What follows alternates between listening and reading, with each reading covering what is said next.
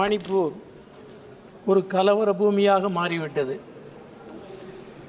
கலவர பூமியாக மாற்றுவதற்கு யார் காரணமாக இருந்தார்களோ அவர்கள்தான் அதற்கு தீர்வும் காண வேண்டும் என்பது இயல்பான நடைமுறையாகும்.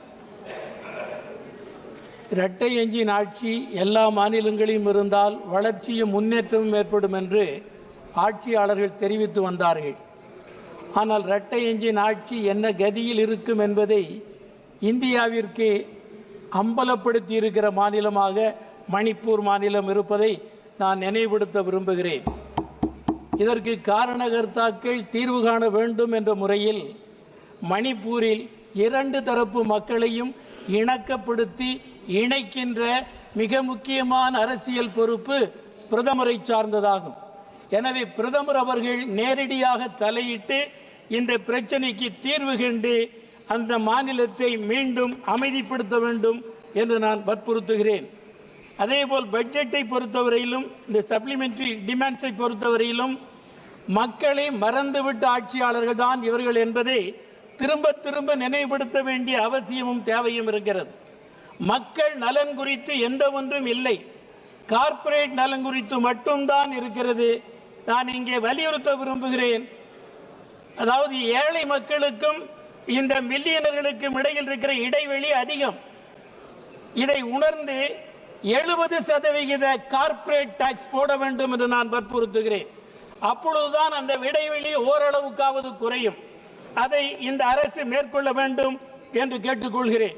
அதேபோல் இந்த புதிய பொருளாதார கொள்கை தொடக்கப்பட்ட 1991 இன்றைக்கு வரையிலும் எம்எஸ்எம்இஸ் அதேபோல் விவசாயத்துறை இவற்றின் அன்றைய நிலை, அதனுடைய வளர்ச்சி போக்கு இன்றைய நிலையில் எந்த கதியில் இருக்கிறது என்பது குறித்து ஒரு X-ray report, white paper place பண்ண வேண்டும் என்று நான் வற்புறுத்துகிறேன்.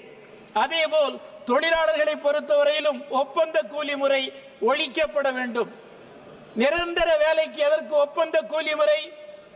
நிரந்தர தன்மை கொண்ட வேலைகளுக்கு எதற்கு தற்காலிகமாக தொழிலாளர்களை அமர்த்துகிறீர்கள்? இது ஒரு குற்றச்செயல் என்பதை இந்த அரசு புரிந்து கொள்ள வேண்டும். எனவே ஆட்சியாளர்கள் இந்த ஒப்பந்த கூலி முறை என்பதை எல்லா துறைகளிலும் ஒழிக்க பொருத்தமான சட்டத்தை இயற்ற வேண்டும். அடுத்து நான் குறிப்பிட வரும்போது சில கோரிக்கைகள். அந்த கோரிக்கைகளில் நான் முதலாக குறிப்பிட வரும்போது எம்பி லாட்ஸ், எம்பிக்களுக்கு ஒதுக்கப்படுகிற தொகுதி மேம்பாட்டு நிதி 6 சட்டமன்ற தொகுதிகளுக்கும் சேர்த்து 5 கோடி இருக்கிறது. ஆனால் தமிழ்நாட்டில் மாண்புமிகு முதலமைச்சர் மு.க. ஸ்டாலின் அவர்கள் ஒரு எம்எல்ஏ தொகுதிக்கு 3 கோடி ரூபாய் ஒதுக்குகிறார்கள். ஒரு சட்டமன்ற தொகுதிக்கு 18 கோடி ரூபாய் ஒதுக்குகிறார், நாடாளுமன்ற தொகுதிக்கு. எனவே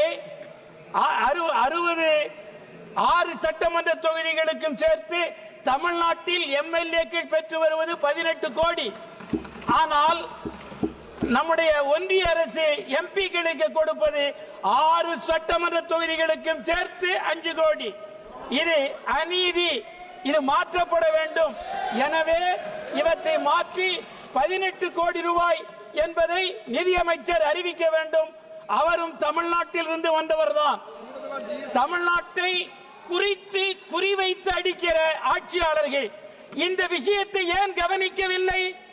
எல்லா விஷயங்களையும் எதையோ காட்டுகிறீர்கள். ஆனால் எம்பிக்களுக்கு இழைக்கப்பட்டிருக்கிற அநீதியை இவர்கள் களைவார்களா என்பதை மாண்புமிகு நிதியமைச்சர் தன்னுடைய தொகுப்புரையிலே குறிப்பிட வேண்டும் என்பதை இங்கே தெரிவிக்க விரும்புகிறேன். அடுத்தது நான் குறிப்பிட விரும்புவது பழைய பென்ஷன் திட்டத்தை ஏற்க வேண்டும். தேர்தல் காலங்களில் குறிப்பிட்டதை போல பழைய பென்ஷன் திட்டம் கட்டாயம் அமலாக்கப்பட வேண்டும். ஒருங்கிணைந்த பென்ஷன் திட்டம் வேண்டாம், அதை பரிசீலிக்க வேண்டிய அவசியம் இல்லை என்பதையும் நான் தெரிவித்துக் கொள்கிறேன். அடுத்து தமிழ்நாடு, திருப்பூருக்கு, தமிழ்நாடு இந்தியாவிற்கே ஒரு எடுத்துக்காட்டு.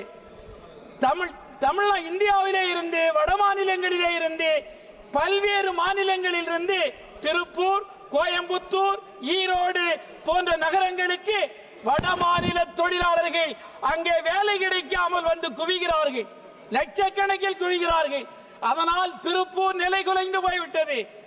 அதனுடைய உள்கட்டமைப்பு நிலைகுலைக்கப்பட்டு விட்டது.